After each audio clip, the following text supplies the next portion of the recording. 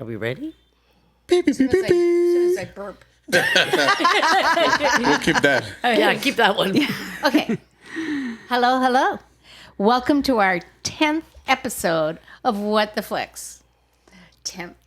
I am Susan Ayers. This is Patty Smith. You are Sean White. Yes. And this is, who are you? No, Jorge Sanchez. I'm Puss in Boots. Right. Okay. Each week, we choose a movie for everybody, including you, right, to watch. And then we discuss it and see what we think about it. So our movies this week are The Fisher King. Okay, it's not, I say what the bleep, but there's really no bleep. It's just expletives. You know what I mean? Like, What the fuck? Yeah, that's what it's supposed to mean. A hashtag, you know, the Question Look mark. up what the bleep, because Once that's... Upon a Time in Hollywood, and last but not least, El Mariachi. Okay, so I'm going to start with Fisher King. Yeah, that was my movie. And That was your movie. It is probably my number one favorite movie.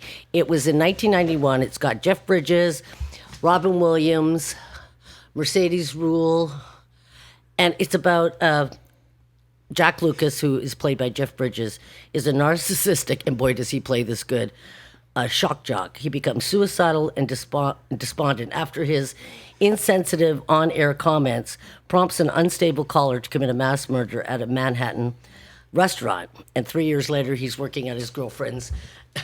And for you youngsters, there were video shops where you picked up videos. But he's mostly drunk and he's depressed and he's even more narcissistic. But one night while on a bender, he contemplates suicide, but he's attacked and almost set on fire. And this homeless guy, who's played by Robin Williams, who's called Perry, saves him. And Perry's mission is to find the Holy Grail. And Jeff Bridges is just waking up from a huge hangover, so he doesn't really catch on to Robin Williams, who plays crazy, just so great. So Perry tries to get Jeff Bridges, to help him get the Holy Grail, the cup of the Holy Grail. And the Holy Grail it's the cup that they say Jesus drank from the night of the Last Supper, and it makes you have incredible feelings of well-being, contentment, just pure happiness. And he's always asking him to find this grail or this cup. Okay. Jack is initially reluctant, but he feels indebted to Perry. So what he tries to do is tries to help him find and get the girl that he likes, who is the most klutzy, bitchy girl you could ever meet. But Robin Williams is smitten. It's funny and it's touching. It's so touching. So it's like a mythical fairy tale within reality. And to me, this is total opposites. Jack, which is Jeff Bridges, is such a bitch. He's narcissistic. He's arrogant. He's just a chip on his shoulder. And Robin Williams is so like open, vulnerable, and believes in love. And Mercedes Rule, who plays Jeff Bridges' girlfriend, is so sweet to him, and he treats her like shit. So eventually what happens is this cup that they're looking for is in this mansion on the Upper East Side. And Perry gets knocked out and attacked by hoodlums and is in a catatonic coma. And so I'm laughing because it's funny. So Jeff Bridges decides he's going to steal this cup and hopefully will wake him up.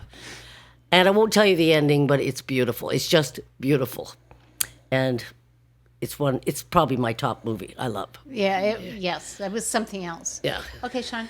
Yeah. So I saw this movie a long time ago. I didn't get to catch up on it for this show. But yeah, Jeff. That ring any bells? Oh God, yeah. God, he plays that well. You know what I mean? He Those plays characters. asshole well. And what you said about Robin Williams, he plays that. I mean, just brilliant. And I mean, Yeah. those are the two main characters, right? Yeah. And yeah. the chemistry Oh, between them as they're going along this journey. I think it is beautiful. It is this crazy to crazy, Right. in a sense, like Two on crazies. the spectrums of absolutely, yes. like downer crazy and upper crazy. Yeah. Finding their way, to a middle. And Right. it's just it was beautiful. I mean, it still is beautiful. It's I don't know if it's up in my top favorites, but it's definitely a very beautiful, touching film, cleverly written. And Terry Gilliam directed the director, it. yeah. And Terry Gilliam is in the original Monty Python. Mighty Python. And he's done some incredible movies. They're all kind of fantasy type. Yeah. Yeah, like the man from La Mancha. Baron of Munchenhausen. Yeah, Munchenhausen? Yes. Munchenhausen, yeah. Anyway, yeah, very good film. I recommend it. Yeah. Yeah. It's kind of like, I like the movie too. It's like Terry Gilliam is like if you watch certain directors have a certain style. Oh, he His does. camera choices, he likes that fish eye where you almost feel like you're on drugs, you're walking around, like it's weird. He does that a lot. That's true. And it's kind of like Stanley Kubrick. If you see a Stanley Kubrick, or if you see a movie, you know if it says just by the feel of it, Yeah. by the look of it. He always get this weird, and I like the movie makes a point about homelessness too. Yeah. How we treat the homeless and just how difficult it is and how they get abused and how a lot of them are homeless because they're just mentally ill. Yeah. And And this was 1991. yeah, yeah, and Robin Williams, he's perfect. He's the perfect person to play this role because just Robin Williams is all over the place. He's just like he just go from different characters and change his personality. So he's perfect to be one of those like a nut job, like a crazy homeless. Can I interject here? I forgot to mention one important thing.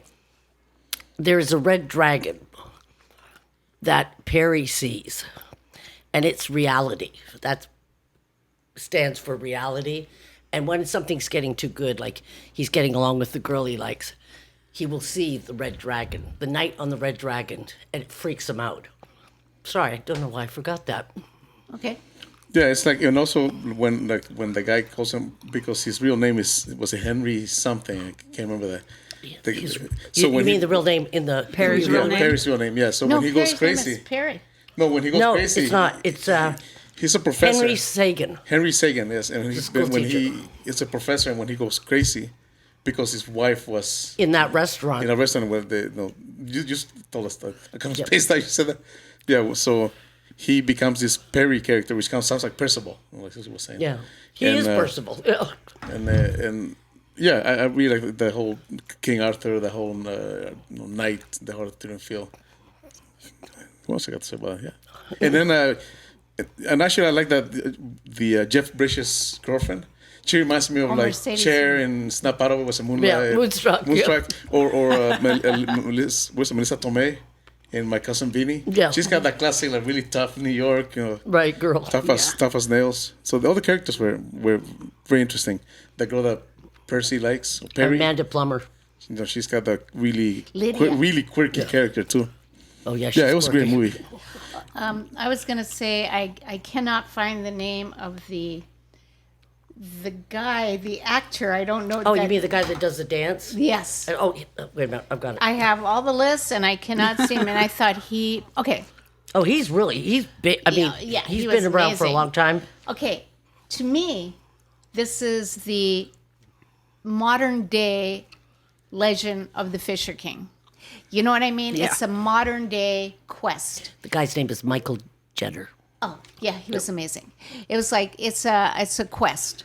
And the thing that it shows you is that these stories are telling you a bigger truth, and so therefore Yeah. it's relevant today Yeah. as it was when 1991. they told that story. You know what I mean? So yes, it is a modern day quest, and it is a really beautiful movie. I think there. Oh my God! But it's funny, too. It's super funny. It's super funny, It's but kind of it's really super touching. touching. It's really funny, really touchy. You're laughing, you're crying. It just Yeah. goes all over the place. Exactly. But go ahead. Good. I say Jeff Bridges has a line in the movie that I thought was perfect, that applies to everybody in life. The things that happen to us, Ambition. or when Ambition's we get, also everything. when we get in trouble or just things, things happen. And he says it about himself, but I was thinking in general that sometimes don't you wish you could just pay the fine and go home. In life, That is you a just see great so many line. points. Yeah, because in this movie they intertwine. I mean, their lives are intertwined. Who's? Robin Williams and, Oh. and Jeff Bridges, Right. in a way that they don't know. There's Right. a way that they don't know. I mean, that their lives are intertwined, and it's a movie, I feel, about redemption, Absolutely. about being redeemed. That's true. You know, so I would say that's the bigger movie, and it's just, but it's okay. Robin Williams is nobody else. There's two things that had to happen. Only Robin Williams could play that part. Absolutely. And B, only Terry Gilliam could direct it. You know Yeah. what I mean? It was like they were like perfect.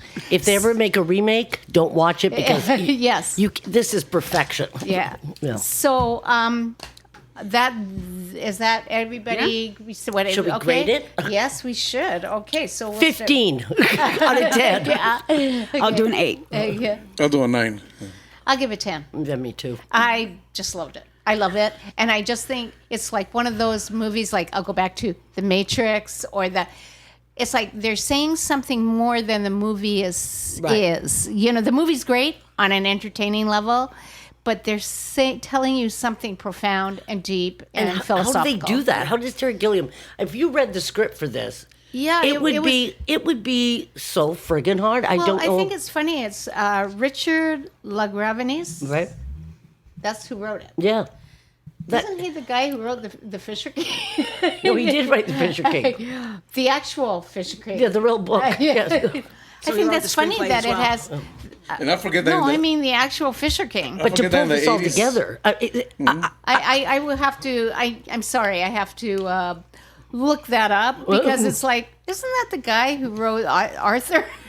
You know, the yeah, French same guy. thing with Arthur. You Same know what kind I mean? of. It is it's from the King Arthur thing, Right. the Holy Grail. Right. You know, so we are, I think, exhausted that, and also, I forget that in the 80s and 90s, Jeff Bridges was sporting the Jon Snow hairstyle before Jon Snow. Yeah. Oh right, yeah, he was. Every movie, he's got the little tail. He's got the best hair. I'm sorry, Jeff Bridges has great dude. hair. For all you hair freaks well, out there. Jeff Bridges is. Also, we're What do you say? exhausted that. Okay, so did you give us the boo boo boo boo boom? We'll be back.